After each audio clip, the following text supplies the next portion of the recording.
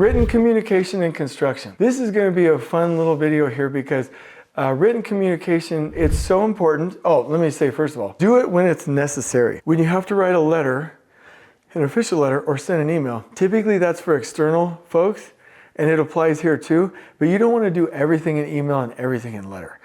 But these are good practices with whatever kind of communication you're using. So let's go through these one by one.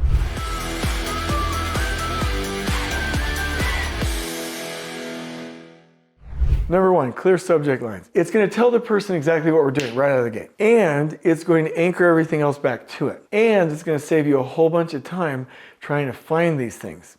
Now, Google's pretty good and these other programs are pretty good, but finding emails is still pretty hard. So you want to have a really killer subject line and it saves everybody time. Number two, you want to state the required action. And I learned this from a lawyer. You don't appreciate lawyers until you need them. The good lawyers, not the accent lawyers. Accent lawyers do better. Okay, but like really neat lawyers, they're like, I am writing this email to, and boom. You know what the action is right away. Like I used to write emails like, peradventure, and it came to pass, and I love you, and hey, hope everything's going, and would you please consider maybe perhaps, and it's like, get to the point, Jason. I am writing this email to, like get right into the action. Like what are we doing? Like grab them in the first couple seconds. Really cool stuff.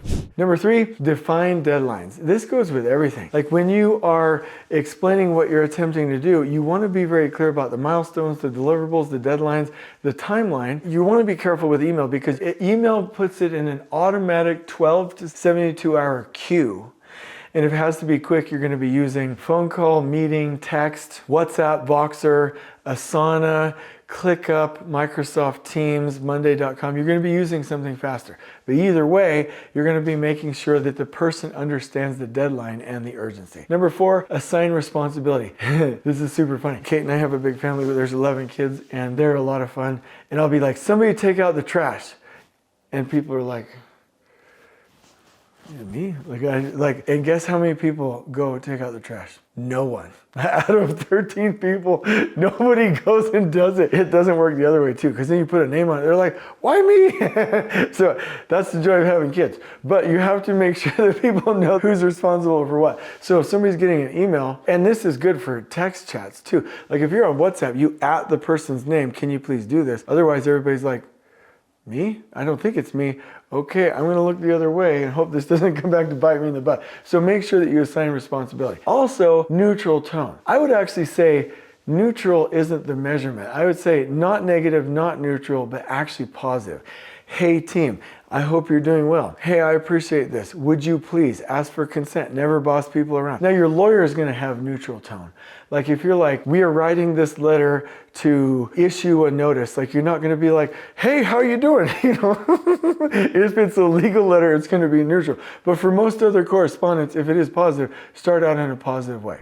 And then also summarize, like get to the point and make sure that we're leading the person along. And email is like writing a book and reading a book. Messages are like quick hits. They're very effective. But you have to provide some context and make sure that you know either way, get to the point, get to the point, get to the point, get to the point. Whatever communication channel you're using, get to the point and make sure you're summarizing. And then archive properly. Here's the funniest thing to me is like we say that we need letters and emails and then we don't store them, right? Archive the things that need to be archived and keep them for reference if you ever need them in the future. But let me just close out by saying Jason did not say he's an advocate for emails. I think emails are only for external communication when necessary. I will always default to WhatsApp, Voxer. This is my order of preference.